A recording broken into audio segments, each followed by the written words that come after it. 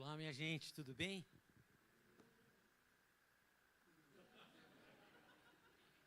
Tudo bem? Nossa, quem está feliz aí fala aleluia. E quem está lutando, passando um perrengue danado, fala misericórdia. É assim, toda igreja que eu vou. Os mesmos que falam aleluia, falam misericórdia. Você sabe a diferença de crente para quem não é crente? Sabe não? Quem não é crente sofre nesse mundo que só. E quem é crente sofre nesse mundo que só. Aonde está a diferença? Nós temos Jesus para nos ajudar na vitória, no enfrentamento de todas as coisas. Por isso, apesar da dor, a gente também pode dizer aleluia. Amém, gente? Estou feliz de estar aqui de volta, é um milagre. Frequentemente eu só prego uma vez numa igreja, nunca mais deixo voltar. E estou aqui, eu preguei 2 domingos atrás na igreja menonita aqui de Curitiba, e fazia 28 anos que eles não tinham deixado eu voltar. O pastor esperou todo mundo morrer daquele tempo, e aí deixou eu pregar de novo. Então é um milagre estar aqui hoje à noite. Queria falar dos livros. A Rafa, um anjo, morou lá em casa. Nós temos 3 filhos. Infelizmente eu ia mostrar as fotos da família, mas eu esqueci o celular em casa. E eu estou assim meio sentindo sem mão, porque parece que ele é um pedaço da minha mão.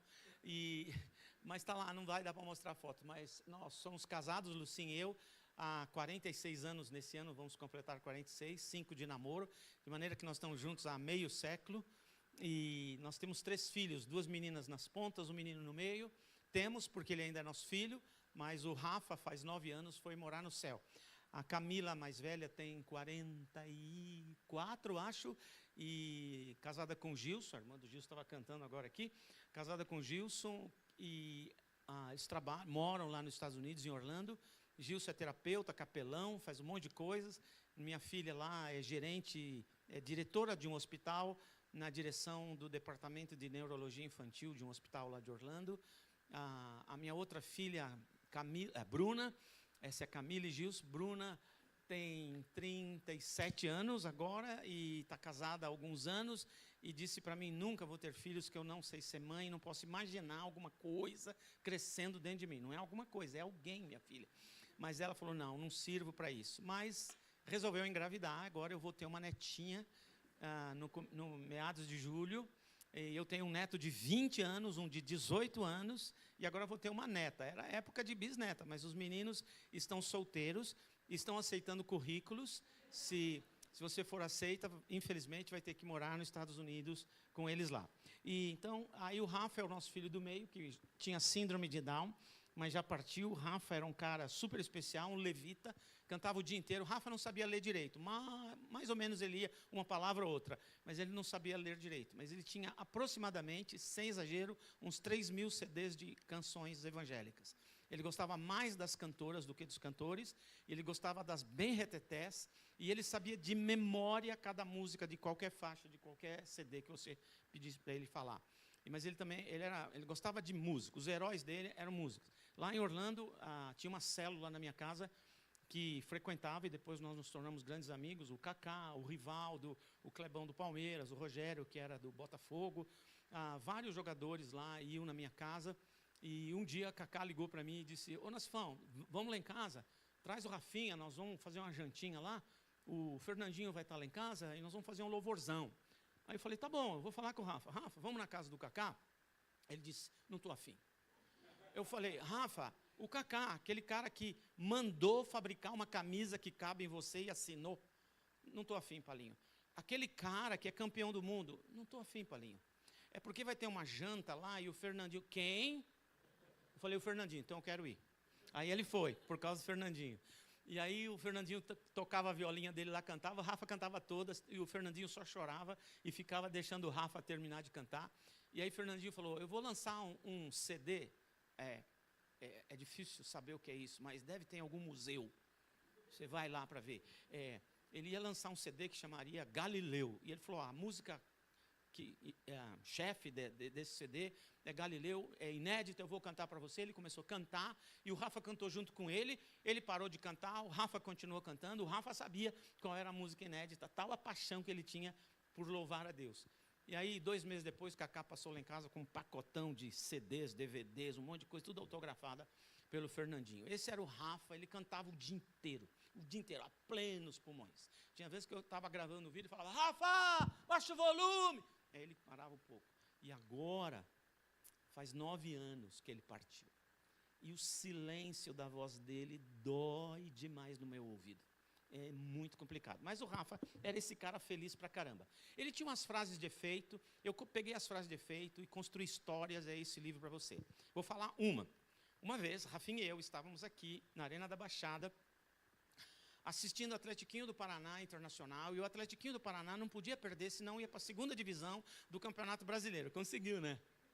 Naquele tempo não, mas agora ele conseguiu. Aliás, o ano passado, todos os times aqui da cidade eram bons, né? É o que significa a Série B, né? Deve ser. E aí a gente estava lá atrás do gol do Flávio, não sei se você lembra do Flávio. O Flávio era crente.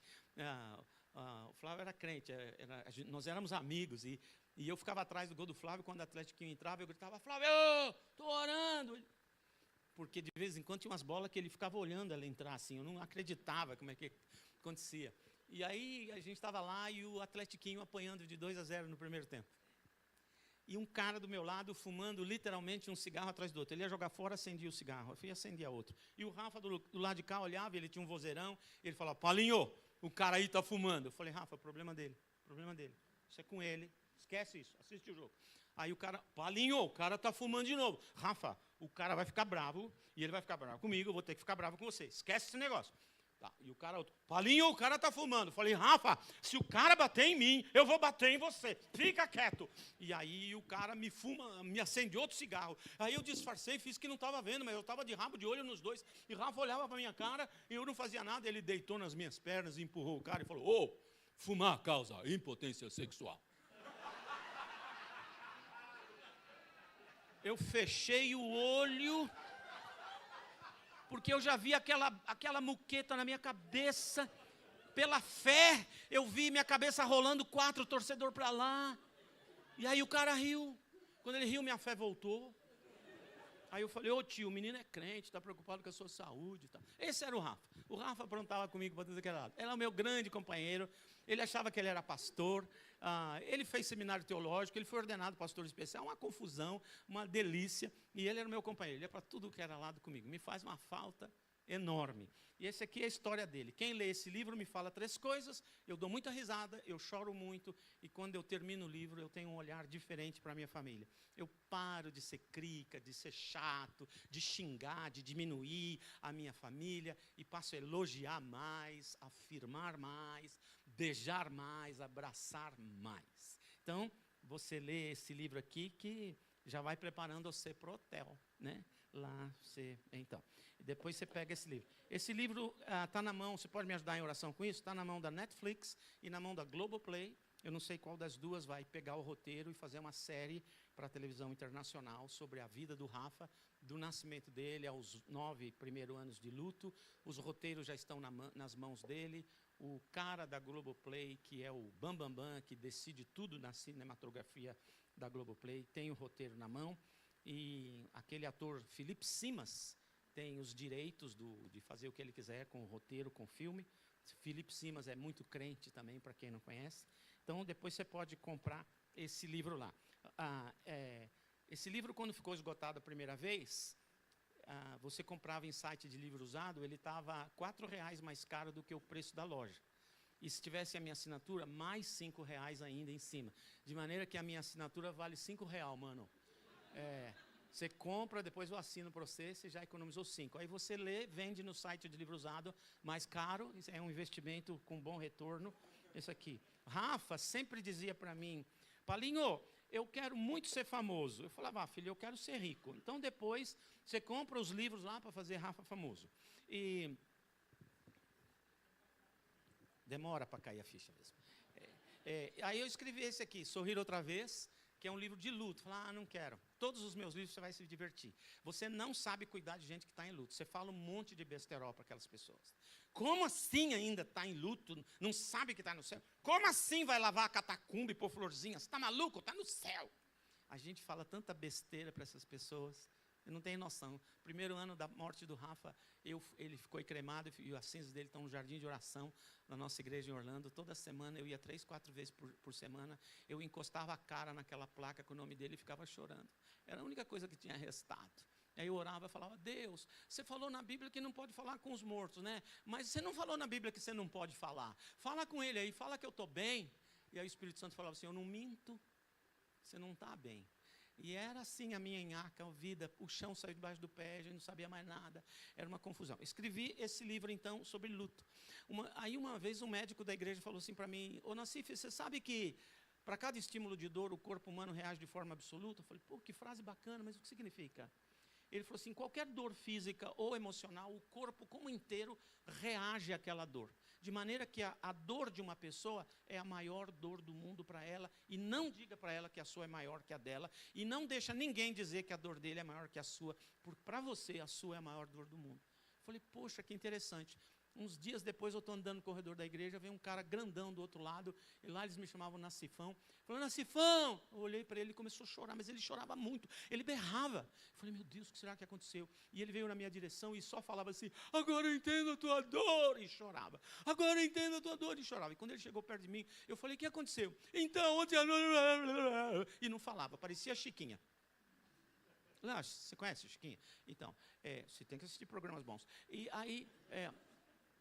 E ele não falava. Aí eu dei um empurrão nele e falei: pelo amor de Deus, me fala o que aconteceu. Nassifão, agora eu entendo a tua dor, cara. Falei: tá legal, mas o que aconteceu, pelo amor de Deus? Ele falou: então, ontem à noite... Eu falei: não chora, fala o que aconteceu. Ontem à noite, o meu cachorrinho morreu atropelado.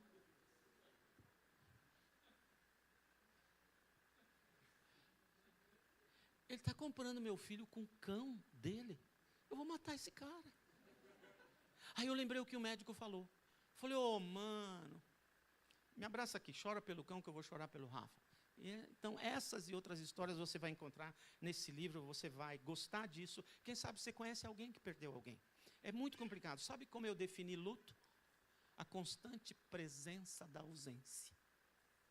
Está sempre ali, aquela moldura de um quadro sem imagem, que é ele.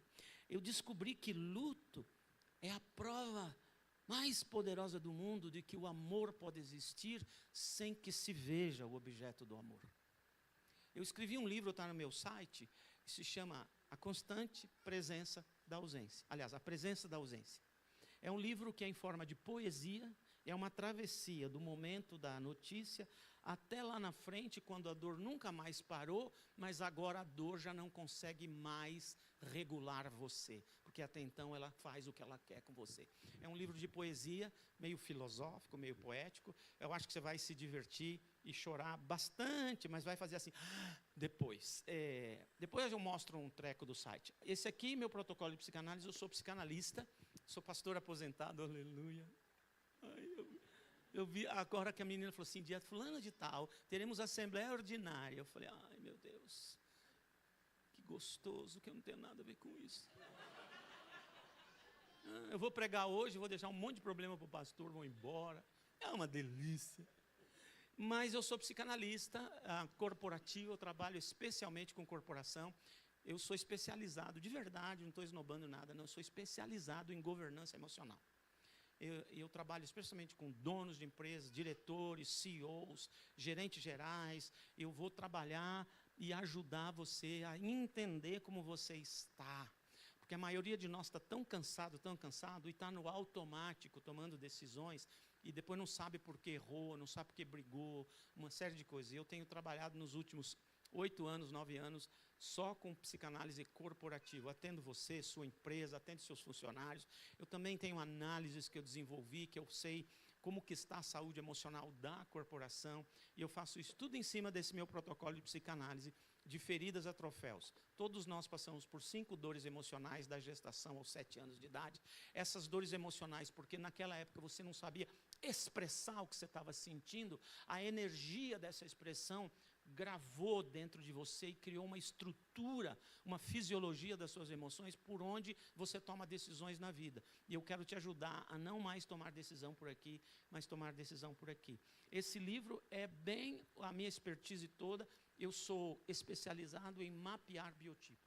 Eu posso olhar uma pessoa, 15 segundos, de verdade, não estou brincando, e eu sei todos os traços de personalidade daquela pessoa. Eu sei quanto que ela se sente rejeitada, quanto que ela se sente abandonada, quanto ela se sente esquecida, mas não no sentido de abandono, que não é percebida, quanto ela se sente humilhada e traída, e eu sei os recursos que ela tem, e eu vou ajudá-la a sair das dores para os recursos. Esse livro aqui é de autoconhecimento. Você vai ler, é numa linguagem simples, você vai ler esse livro, agora eu entendi, agora estou me entendendo. Mas está ali, estou vendo minha filha, estou vendo minha filha. Nossa, olhando esse livro e olhando para o meu marido, agora eu entendo por que essa antagônica pessoa é desse jeito, né? Então esse livro é de autoconhecimento, é bem gostoso. Eu tenho vários outros nessa área de emoção no meu site. E esse aqui foi a minha tese de doutorado nos Estados Unidos, desvendando o segredo da formação da riqueza.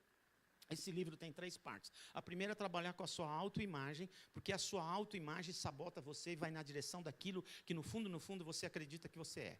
Os seus pensamentos são indicações nítidas, seus pensamentos recorrentes para onde você está levando a tua vida. Esse livro, então, trabalha com a autoimagem. No meio, ele tem 4 capítulos, uns quebrando seus paradigmas falsos, errados sobre dinheiro e administração financeira. Tem um capítulo inteiro só sobre o uso dos pensamentos e tem um capítulo inteiro sobre alma de escravo e alma de livre. Você vai saber qual alma que é a sua e como transportar para outra. E aí tem 10 passos em Deus de formação da sua riqueza. Não é pegar de ninguém, é formar a sua. É possível? É, porque foi a minha tese de doutorado, e a tese de doutorado precisa ser laboratorialmente pesquisada e avaliada. Ou seja, tem que dar certo para todo mundo. Então, isso aqui dá certo para você mesmo se você praticar. O problema é que as pessoas dizem que querem uma coisa e vão na direção contrária. Esse livro vai tentar ajudar você. Então, esses livros estão lá embaixo.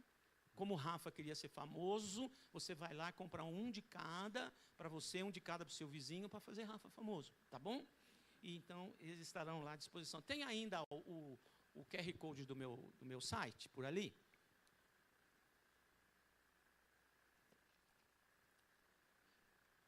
Esse QR Code. Não entra nele agora, só vou te pedir um favor, honesto. Você pode fotografar e guardar para você? Lá tem, no meu site, tem quase 100 livros diferentes. Livros físicos, e-books para criança. Sou o vovô Naná, contando história para as crianças, psicanálise infantil, a história dos 3 cofrinhos, a história dos baldinhos da alegria, tudo em linguagem para criança, com orientação aos pais e a educadores, de como aplicar o livro. Tenho 52 livros de doença mental. Falo, quero saber o que é depressão. Vai lá, você tem lá. Ansiedade, tem lá. Tem um monte de coisa bem gostosa. E agora os últimos livros devem entrar, entre a semana que vem, devem entrar todos os meus livros referentes à minha tese, que eu ainda vou apresentar. Você pode me ajudar por isso e orar? Eu vou apresentar uma tese de pós-doutorado. Estou tentando que seja aqui na PUC, porque eu, com muita medo, sem arrogância, eu descobri um elo, um eixo invisível de ligação entre a psicanálise e a psicologia, e eu acho que eu vou ser a pessoa que vai parar com a briga de psicólogos e psicanalistas. É um negócio fantástico que Deus me permitiu ver estudando vários autores diferentes, e de repente aquilo saiu na minha frente, e eu consultei o pessoal da área de pesquisa científica, e eles disseram, você tocou em uma coisa que ninguém até hoje achou. Então, você pode me ajudar nisso. Todos os meus livros que vão entrar, Decisões de um Médico Esgotado, A Alma do CEO, Você Não Está Vivendo, você não está vivendo, você está reagindo às feridas que te machucaram. Vários livros. O que eu aprendi quando eu parei de ensinar, como é que um pai velho percebe que tinha que ter parado de ensinar e aprender com os filhos.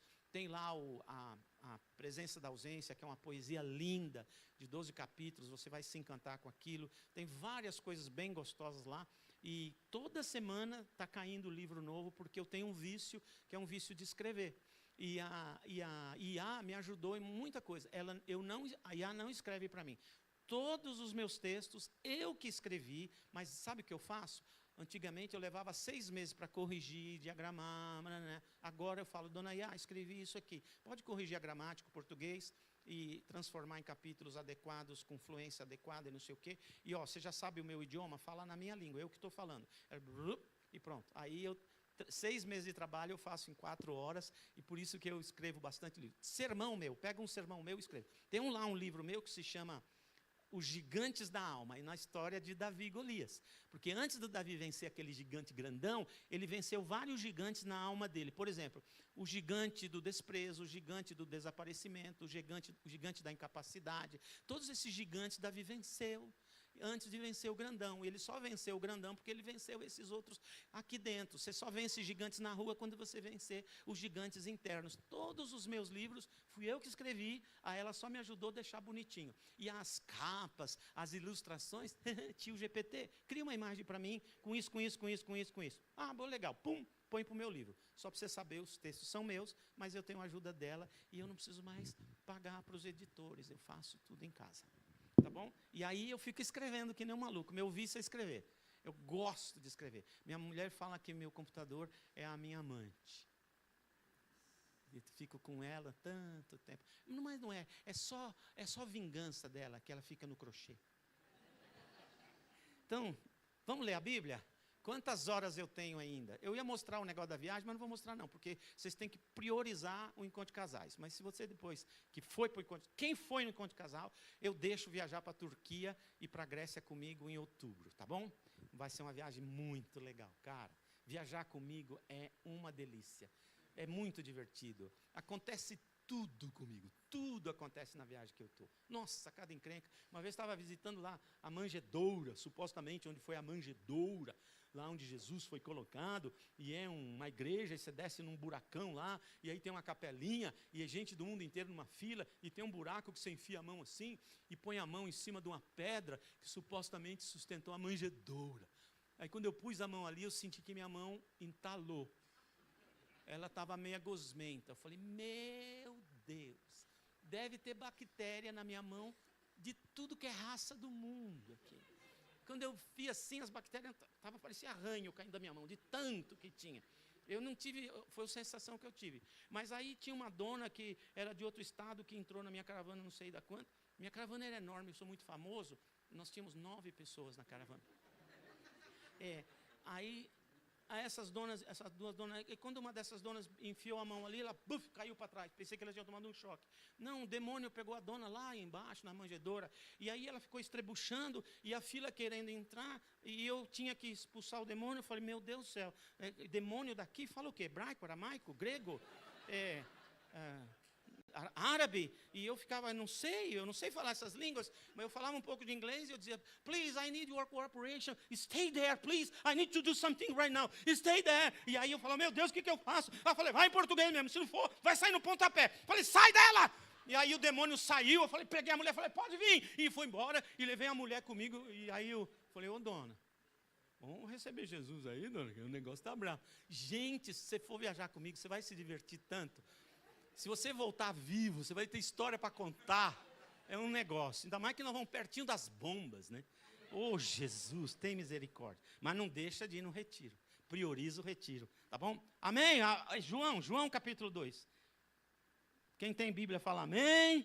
Quem não tem Bíblia, fala misericórdia, tem perdão, qualquer coisa assim. Quantas Bíblias de papel? Deixa eu ver. Levanta isso, Bíblias de papel. Hoje nós vamos ganhar, quer ver? Acho que não. Bíblias eletrônicas. Levanta as Bíblias. Ih, perdemos feio. Perdemos feio. Vou dar um conselho para você. Você compra uma Bíblia de papel. Lá em casa a gente fala assim, para ficar de backup. Deixa uma Bíblia de papel. Compra caixa de fósforo, ainda existe? Compra umas 50 caixas de fósforos. E compra uns 30 maços de vela. Nem se preocupe com a cor, porque não faz diferença nenhuma para nós. Porque se acabar a internet, você está no sal. Então, acabou a internet, acabou a eletricidade, acabou tudo, você acende um frasco e acende a vela e ilumina a sua Bíblia para você ler. Há uma boa possibilidade de daqui a pouco nós termos alguns tilts. Não, eu não sou profeta, não tive nenhuma revelação de Deus, mas esse negócio do Oriente Médio, da Ucrânia e da tia China, querendo pegar Taiwan para ela, e esse negócio da Venezuela, daqui a pouco Cuba, e as terras raras do Brasil, assim, numa previsão geopolítica, até o final desse ano nós vamos ter umas encrencas interessantes. A IA geral deve chegar meados de 2027. O que é a IA geral? Ela controla tudo, simplesmente tudo. Você sabia que você precisa de internet até para mandar o Pix? Não é só para pôr no carro. As máquinas agrícolas, tudo tem a ver com o que está lá em cima. Aí o pessoal fala assim, não vai dar certo a IA geral, porque os computadores megas, eles precisam de muita água, não vai ter água no planeta. Aí a internet, aí a inteligência artificial vai querer matar as pessoas para economizar energia, para ela ter água. Não, eles já estão com os projetinhos de pôr todos os computadores aí em cima no espaço que nunca esquenta. A coisa está brava, é interessante. Yuval Harari, um estudante de geopolítica, ele disse assim, em 2050 a expectativa de vida vai chegar a 150 anos. Pensou na sogra? Outro dia inventaram Ozempic, depois inventaram Bonjaro, depois inventaram não sei o quê, já está na 5ª geração. A 5ª geração, além de fazer você emagrecer, ela vai dar massa muscular para você. Ela vai curar o seu coração, sua diabetes, um monte de coisa. A expectativa de vida vai crescer. Nós estamos vivendo num mundo muito interessante, que a gente tem uma enorme expectativa de vida e uma enorme possibilidade de morrer com uma bomba na cabeça. Então, mas você está falando de alguma coisa que... Não, eu só leio esses caras de geopolítica. Sabe a diferença de geopolítica para profeta? Quando o profeta fala, Deus disse, mano, se foi Deus que disse, vai acontecer exatamente do jeito que Deus falou. Mas a geopolítica não, ela olha e está indo por aqui, nada impede de não mudar tudo. Agora, o nosso problema é que tem tanto profeta hoje, você já viu essa moda agora, eu profetizo sobre você, eu profetizo, não, mas tem muito profeta hoje. Só que as profecias dele estão difícil, está mais fácil de crer na profecia dos Simpsons do que dos profetas de hoje. Né? Está meio complicado as coisas. Mas, está tudo bem aí? Vamos pregar, então. João 2. João 2. No 3º dia, houve um casamento em Caná da Galileia. A mãe de Jesus estava ali. Jesus e seus discípulos também haviam sido convidados para o casamento. Tendo acabado o vinho, a mãe de Jesus lhe disse, não tem mais vinho. Respondeu Jesus, que temos nós em comum, mulher? A minha hora ainda não chegou. Sua mãe disse aos serviçais, façam tudo o que ele mandar. Ali perto havia 6 potes de pedra do tipo usado pelos judeus para as purificações cerimoniais. Em cada pote cabia entre 80 e 120 litros. Disse Jesus aos serviçais, encham os potes com água. E eles os encheram até a borda. Então lhes disse, agora levem um pouco ao encarregado da festa. Eles assim o fizeram, o encarregado da festa provou a água que fora transformada em vinho, sem saber de onde este viera, embora o soubesse os serviçais que haviam tirado a água. Então, chamou o noivo e disse, todos servem primeiro o melhor vinho. Depois que os convidados já beberam bastante, o vinho inferior é servido. Mas você guardou o melhor vinho até agora. Este sinal milagroso em Caná da Galileia foi o primeiro que Jesus realizou e revelou assim a sua glória e os seus discípulos creram nele. Jesus querido, essa é a sua palavra. Nós lemos a palavra entrou agora na nossa cabeça. Espírito Santo, vigia a tua palavra na minha cachola, para ela não se misturar às tranqueiras da minha cachola. Deus faz com que quando a palavra sair pela minha boca, ainda ser sua palavra, e que ela transforme as nossas vidas hoje de uma maneira maravilhosa. Faz isso, eu te peço, pois nós oramos no nome poderoso e forte de Jesus. Amém. Amém? Amém. Graças a Deus. Espera aí que deu calor.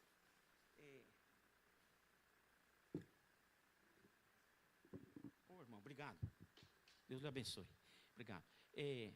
Deixa eu falar uma coisa para você. Primeira, casamento não é uma invenção dos seres humanos, é uma invenção divina. Foi Deus que inventou esse trem. Lá no Gênesis, ele é o pai dos noivos, ele é o oficiante da cerimônia, ele é a testemunha, ele é tudo lá. Olha assim, você pega o Gênesis, tudo que Deus está fazendo, ele diz assim, é bom. Fez a noite, é bom. Fez o dia, é bom. Fez a relva verde, é bom. Fez as aves no céu, é bom. Fez os animais na terra, é bom. Fez os peixes no mar, é bom. Separou a água de terra seca, é bom. Tudo que Deus falou, ele disse, é bom. O primeiro não bom de Deus foi quando ele viu que o homem estava sozinho, ele disse, não é bom. Mas quando ele construiu o homem, ele não disse é bom, ele disse é muito bom. Muito bom. Na minha exame para ver se eu podia ser pastor, chama concílio esse treco. A primeira pergunta que o cara fez para mim, falou assim, Adão tinha umbigo? Falei, lógico que tinha. E ele falou, como? Falei, ele não foi feito de barro? O cara estava lá, fez aquela escultura de barro, estava dando uma alisadinha com água nas partes e tal, e de repente Deus olhou e falou, não é que ficou bonito? Bonitão. O barro estava mole. Eles adiaram o meu concílio para outra data. Primeiro, quando ele veio, faz o sermão, ele disse, muito bom. O primeiro não bom, quando ele estava sozinho. E aí ele faz a Eva. Ora, se o Adão é muito bom, a Eva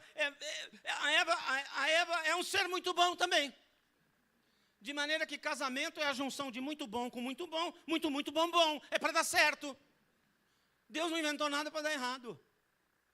Primeira coisa. Segundo, a Bíblia termina contando a história do casamento entre o noivo Jesus e a sua igreja, a noiva. A Bíblia começa com o casamento, termina com o casamento. O primeiro milagre de Jesus numa festa de casamento. Deus gosta desse negócio, casamento. Casamento é bom. Eu sou casado há 46 anos. E na nossa lua de mel, eu já sabia que o nosso casamento ia durar.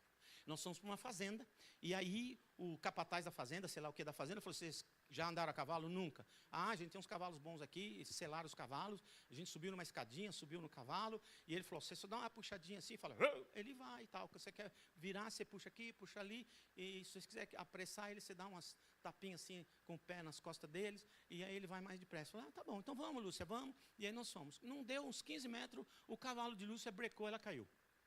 Falei, não, matou minha mulher. Aí ela levantou com a maior tranquilidade, se abanou assim, foi bem na cara do cavalo, gente. Como se ele fosse entender o que ela estava falando. Ela pôs o dedinho na cara dele e disse assim, foi seu primeiro erro. Aí eu falei, bom, vamos embora? Não, vamos andar mais. Falei, mas não, vamos andar. E a gente estava andando, ela falou, vamos um pouquinho mais depressa. Tem certeza? Tenho. Como foi? O cavalo assustou com alguma coisa dela, pulou, ela foi para frente do cavalo, caiu no chão. Falei, agora matou. Pois ela levantou com a calma, foi na frente do cavalo e disse assim, foi o seu segundo erro. Então vamos embora, né? Chega de... Não, agora que nós vamos correr com esse cavalo, ele vai ter que aprender. E a gente estava correndo, mas estava chegando uma cerca, o cavalo assustou, né? Que brecou, ela caiu do outro lado da cerca. Gente, ela saiu de lá, passou debaixo dos arames farpados, se abanando toda, e com a mesma calma, foi para o cavalo e disse assim, foi o seu terceiro erro. Aí ela levantou a blusa, tirou uma arma e pau! Matou o cavalo. Eu falei, amor, que é isso? Você está louca? Ele, quê? Você está louca? Ela virou para mim e disse, meu amor, esse foi o seu primeiro erro.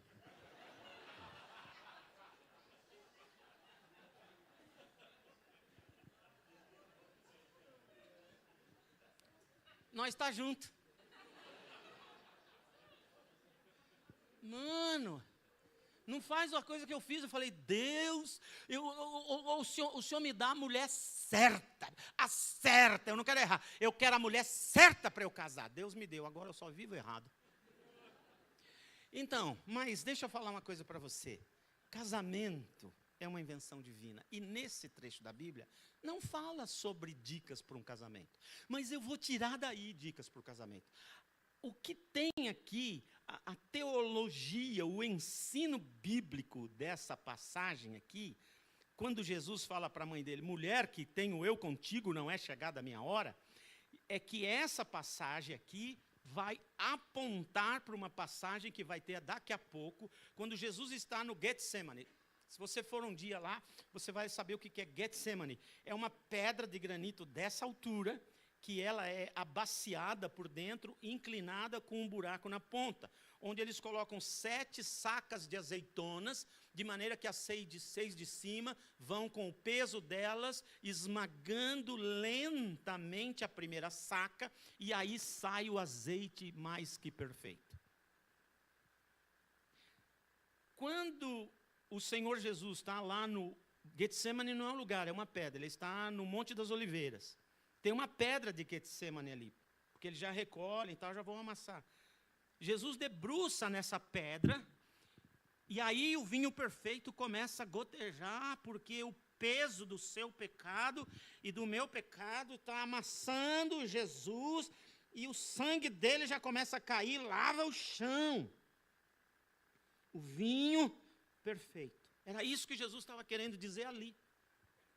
Mas nessa história eu encontro dicas para o seu casamento ser um casamento vitorioso. Eu não disse um casamento sem problemas. Jesus não enganou ninguém, ele disse: no mundo tereis aflições. E além do no mundo a gente ter aflição, a gente escolhe mais aflição, escolhe ser coxa branca, escolhe ser palmeirense, traz mais aflição. Ou então Vasco, né? Que coisa terrível. Por isso que eu torço para o Paraná Clube. Quando eu falo, eu torço para o Paraná Clube, o pessoal fala: ah, tadinho, mas não fala mais nada. Então, deixa eu dizer uma coisa para você, no mundo tereis aflições, Jesus não enganou ninguém. Eu não estou falando de um casamento sem problema, um casamento sempre maravilhoso, mas eu estou falando de um casamento vitorioso, um casamento que pode durar. 3 dicas nessa história. Vou falar a primeira dica. Quer um casamento vitorioso, quer um casamento que vai dar certo, quer um casamento que, apesar dos pesares, vai fazer o enfrentamento das lutas e dificuldades da vida de um jeito diferente, convida Jesus para o seu casamento. Primeira dica, ele foi convidado para o casamento. Convida Jesus para o seu casamento. Tem 4 tipos de casais. O primeiro casal que nunca convida Jesus para nada, não quer nem saber dele, nem sabe que ele existe. Esse casal leva a vida na força do próprio braço. Mas tem um segundo tipo de casal, que é o casal que convida Jesus quando a coisa está feia. E estragou tudo, é um tal de pastor, ora por mim, vem na igreja, faz consagração, dá dízimo gordo, para ver se Jesus entra no casamento e resolve. E Jesus não fica triste com você, fala: você nunca me convidou para nada, agora que está ruim você me convida? Não, Jesus não é assim, ele vai para o seu casamento. Evidentemente que os casais que convidam Jesus só quando a coisa não está boa, tornam-se casais muito mais felizes do que os casais que nunca convidam Jesus para nada. Mas tem um terceiro tipo de casal. É aquele tipo de casal que convida Jesus para tudo, para os tempos ruins e para os tempos bons. Jesus, entra aí na nossa casa, assume aí a suíte, a maior suíte que a gente tem para visitantes ilustres, VIP. Tem gente que é assim, que Jesus faz parte da casa deles, mas Jesus mora num quarto. Dentro desse quarto, as pessoas dizem: Jesus, aí dentro você deita e rola. No resto da casa são as nossas regras. E Jesus mora lá. Ele é um convidado de honra sempre. Esse terceiro tipo de casal é muito mais feliz do que o segundo tipo de casal e do que o primeiro tipo de casal. Mas eu gostaria que você fosse o 4º tipo de casal. O casal que convida Jesus para ser o dono do seu casamento, o dono da sua casa. Amém? Amém. Lá em casa, quem manda é o Senhor Jesus Cristo. Amém. Meu problema é que ele encarna na minha mulher o dia inteiro para falar comigo, mas quem manda lá é ele. Jesus é o dono. E quando Jesus é o dono, ele mexe na decoração, na cor da parede, nos móveis, nos livros, nos canais de televisão, nos seus pensamentos, no seu celular, nos seus sites, porque ele é o dono. Ele faz o que ele quer. Esse tipo de casal é um casal que vai enfrentar as lutas da vida com vitória. É um casal que vai ter um casamento longevo, que eles vão passar anos juntos e vão encontrar alegrias por causa de Jesus ser o dono do seu casamento. É Jesus o dono do seu casório. Como faz para Jesus ser dono? Tendo Jesus no coração, primeiro passo. Sabia por que Jesus morreu na cruz do Calvário? Ele morreu por causa do seu pecado. Quando Deus olhou para você e falou: você não tem saída, você não tem chance, não há nada que você faça que resolva o teu problema. E como você não pode resolver o teu problema, eu vou morrer na cruz no seu lugar, eu vou pagar pelos seus pecados, eu vou morrer no seu lugar. Quando Jesus estava ali no Getsemane, ele disse: Pai, afasta de mim esse cálice. E aí, Deus, o Pai, revela algo para ele. Mais tarde a Bíblia vai dizer o que era. E ele então diz, seja feita a sua vontade. O que Jesus viu? A Bíblia diz que por causa do que Jesus soube, viu, o que estava proposto para ele depois da cruz, ele suportou a cruz. O que é que Jesus viu depois da cruz que o fez forte o suficiente para decidir morrer na cruz no meu lugar? Sabe o que é que foi que Jesus viu? Ele viu você. Ele viu você, porque ele viu você, ele morreu na cruz por você. Jesus abriu os braços dele na cruz do Calvário, porque ele não suportaria viver a eternidade sem você.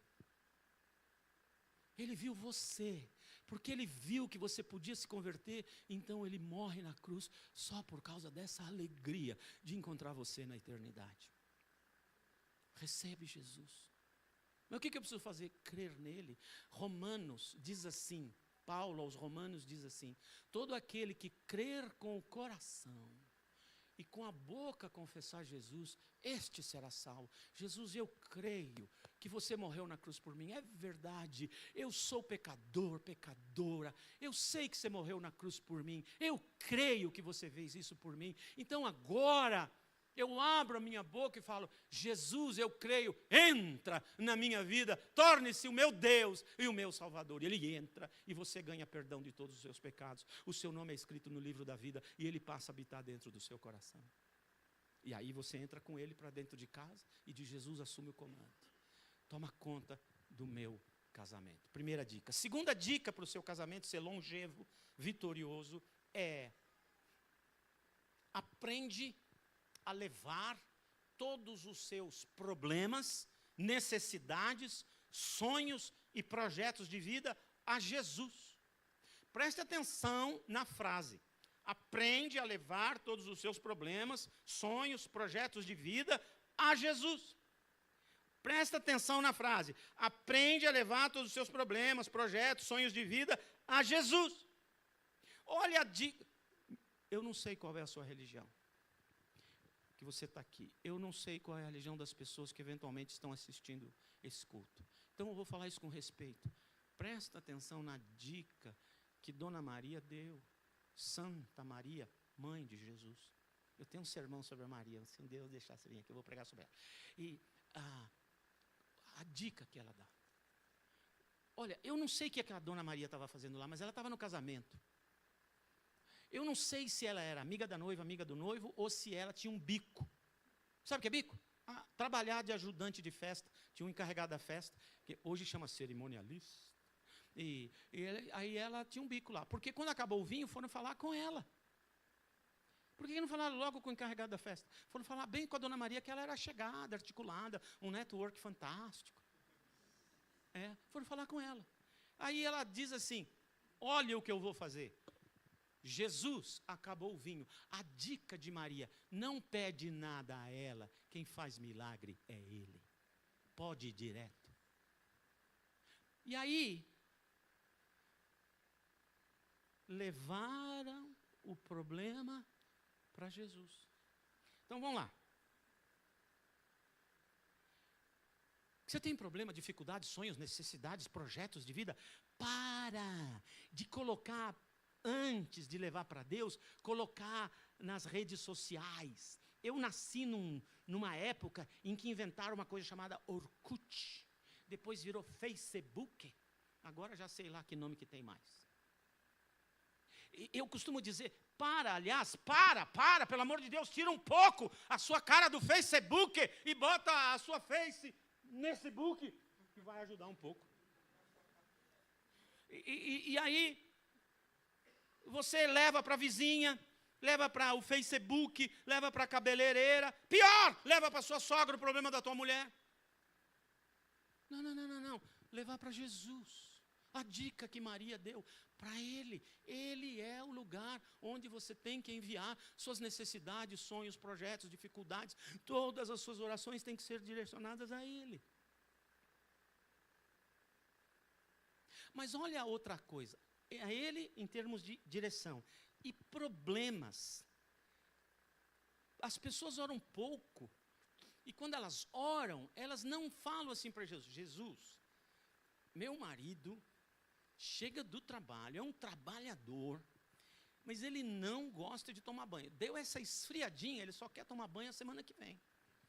Senhor, em vez dela falar só isso, ela fala assim: Senhor, manda um espírito de pureza entrar no coração dele, mexe na cabeça dele, faz ele sentir o cheiro dele.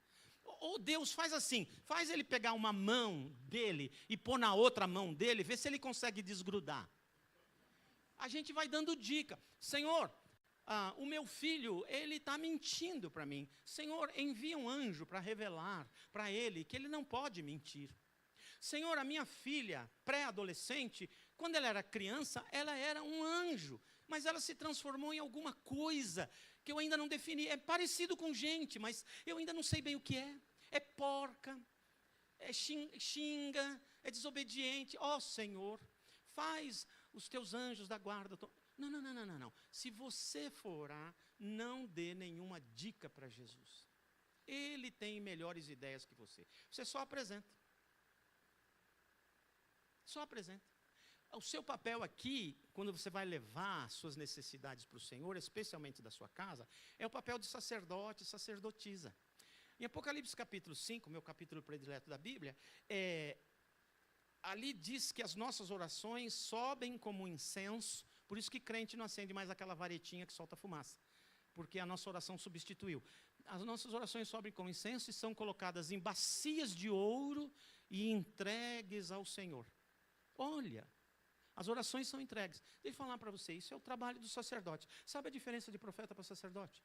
Profeta fica de frente para o povo, de costas para Deus. Ele pega a palavra de Deus e fala a palavra de Deus. De costas para Deus, de frente para o povo. Sacerdote é de costas para o povo, de frente para Deus. Ele pega as pessoas e as levanta no altar. Lá no altar do sacrifício, lá nas bacias de ouro, ele só apresenta. E o sacerdote não precisa falar nada. Ele só fala assim: Tó. Então você é sacerdote da sua casa, sacerdotisa da sua casa, você é sacerdotinho da tua casa, sacerdotinha da tua casa, você tem que passar o dia levantando pessoas lá. Leva para ele, leva para ele. Não precisa falar nada, só entrega. Senhor, eis aqui o meu marido, ele dá conta.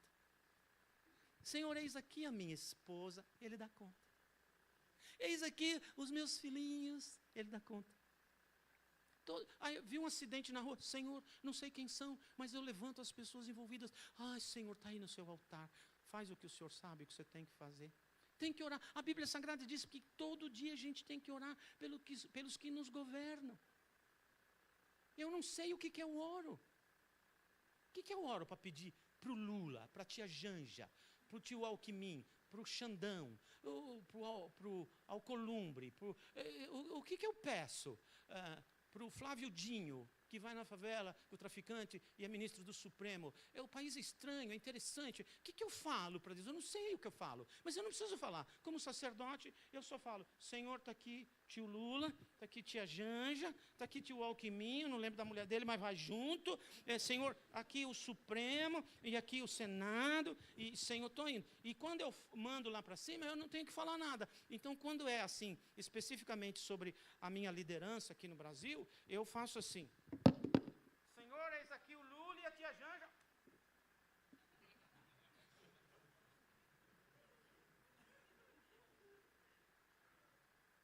Porque não é para falar nada. Leva as suas orações ao Senhor. Só diz para Ele. Deixa que Ele dá conta. Amém ou não amém? Então, a segunda dica para o seu casamento ser bem-sucedido, longevo, duradouro, vitorioso é: leva Jesus para casa e aprende a conversar com Ele diariamente sobre a sua vida e a sua casa. Terceira e última. Tenham coragem, posso dizer fé, para obedecer tudo quanto Jesus mandar você fazer. Olha o que a Santa Maria falou para os empregados. Eu já falei com ele, porque ele que resolve. E agora, daqui para frente, vai lá e obedece o cara, não importa o que ele mandar fazer, faz. Por quê que tem que ter coragem para obedecer? Porque pode ser que ele peça alguma coisa que na sua cabeça, pela sua razão, é complicado, não vai dar certo. Mas se você fizer o que ele mandou, vai dar certo. Pega essa frase que eu vou dizer, bota no seu Instagram e me marca. A obediência é a véspera do milagre. E aí tem umas tinas de pedra que os judeus usam para purificação. Obviamente, esse casamento não é numa casa, é na sinagoga.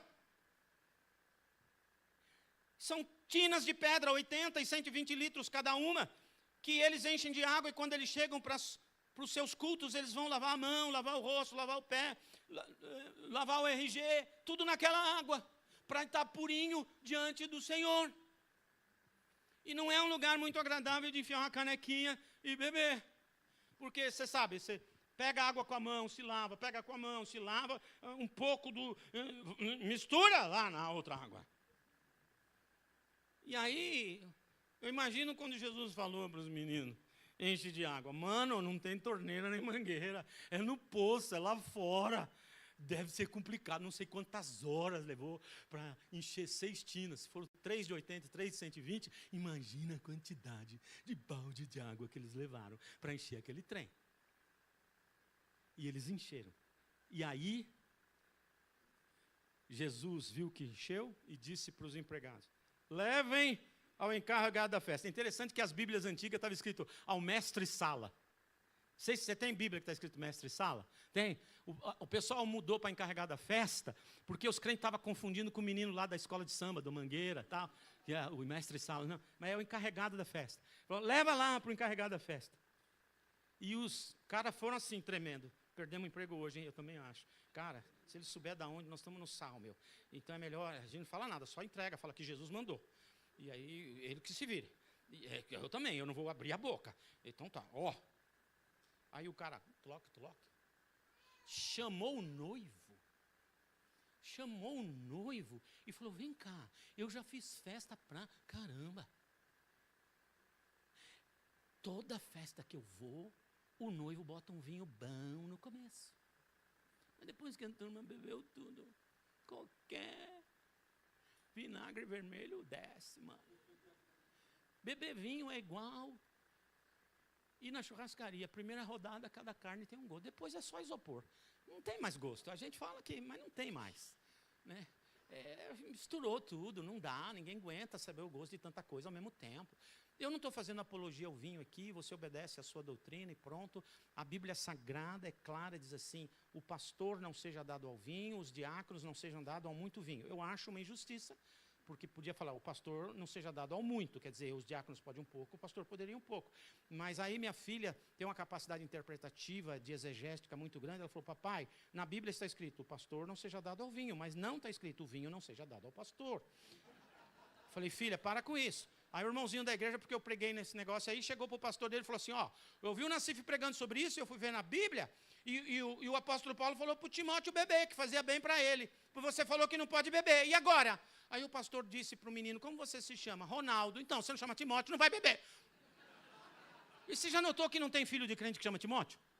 Vai ver que é por precaução, né? É duro achar um Timóteo.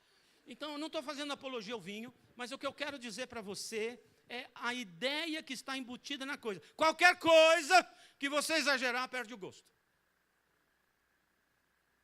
E aí, o que a gente aprende nessa terceira lição?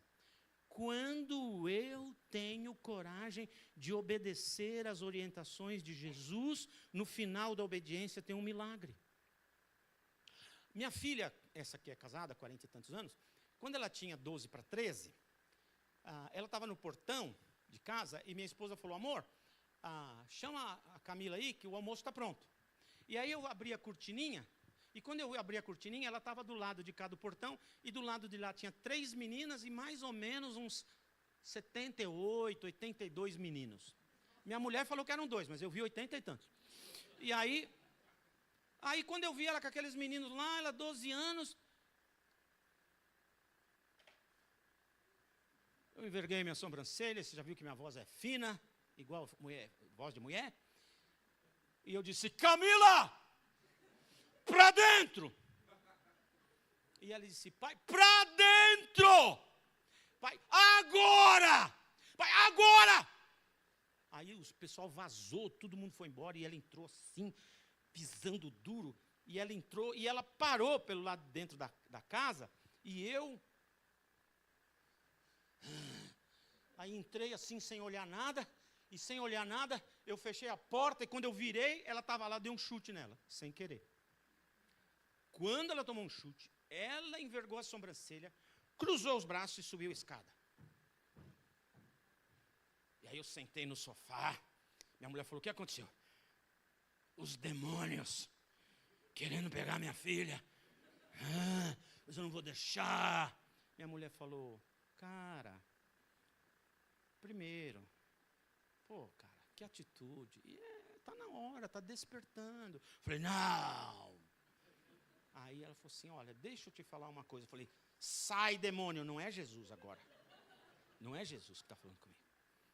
E ela falou, vai pedir perdão para sua filha. Sai demônio, agora eu tenho certeza. Como um homem vai pedir perdão para uma criança? Uma pirralha daquela vai perder a autoridade. E minha mulher, cheia do Espírito Santo, disse, vai meu amor. Eu subi as escadas igual ela. Corredorzinho desse tamanho. Levei 3 dias para chegar na porta. Bati aqui, bati ali. Ia, não vou, não vou. Aí bati na porta. Falei, meu Deus, tem uma vaca lá dentro. Tinha. Aí eu abri a porta devagarzinho. Falei, ela falou, Eu falei, não era a vaca, era ela. Sentada em posição de índio, na cama dela. Aí eu sentei na beiradinha e falei, Fi,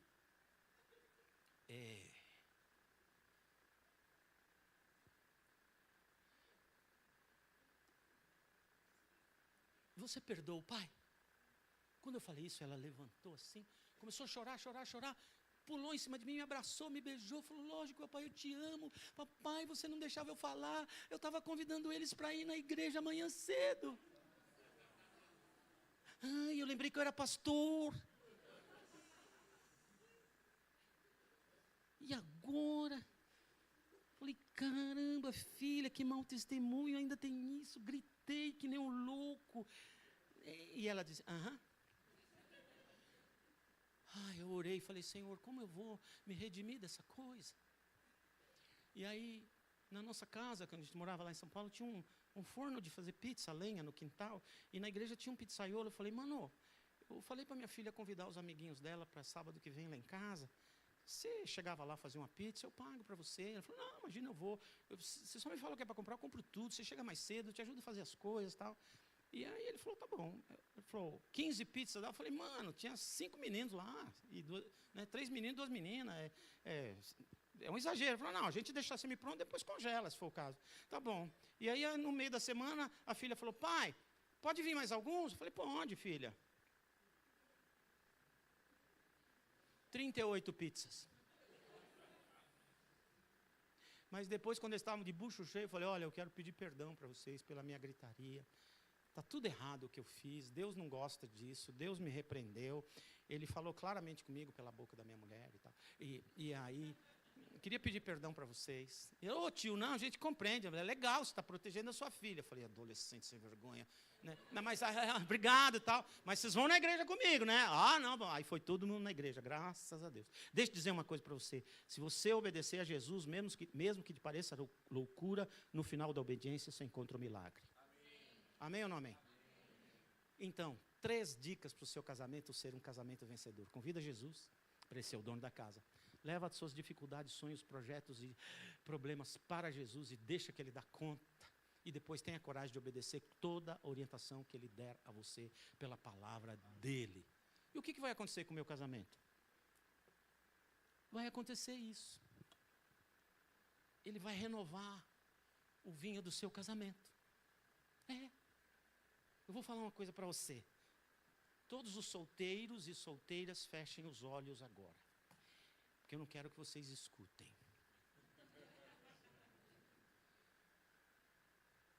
Nós somos casados há 46. Eu ainda lembro do vinho da lua de mel. Mano, ainda mais crente que fica esperando, né? Ai, é muito bom, cara. Mas o vinho de ontem, e coloca ontem de maneira figurada, porque na minha idade ontem pode ser o mês passado, né?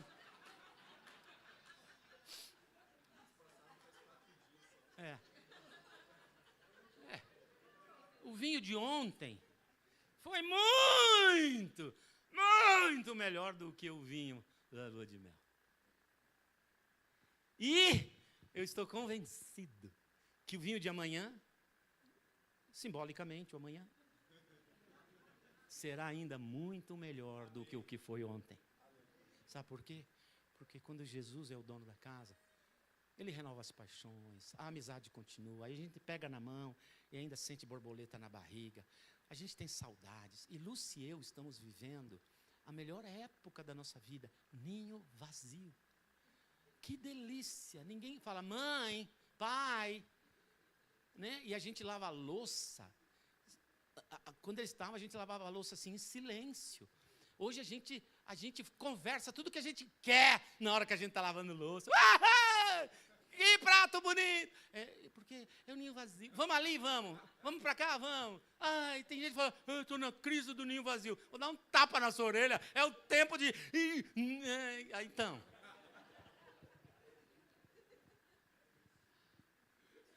Sem problemas? Muitos problemas. Dificuldades? Um monte. Dores infindáveis. Doenças, luto. Mas estamos juntos. Estamos juntos. O Senhor nos tem dado vitória. Acho que eu posso usar o versículo da Bíblia até aqui. O Senhor tem nos ajudado. Feche seus olhos. Senhor Jesus, obrigado pelo privilégio de estar aqui nessa igreja. Que gostoso, que igreja gostosa, que igreja alegre, que igreja que louva com tanta alegria. Obrigado pela vida do nosso pastor, de toda a sua equipe ministerial e de suas famílias. Obrigado pela família de cada um aqui representada hoje à noite. Eu quero pedir que o Senhor visite a casa e seja convidado para ser o dono, que o Senhor ouça todas as necessidades deles prioritariamente e que eles mesmos tenham forças vindas do Senhor para obedecer todas as suas orientações, a fim de que eles enfrentem a vida com vitória por sua causa e tenham um casamento vitorioso, longevo, abençoado. É a minha oração por cada uma das famílias aqui representadas e pela igreja como um todo, no nome bendito, no nome forte de nosso Senhor Jesus Cristo. Amém.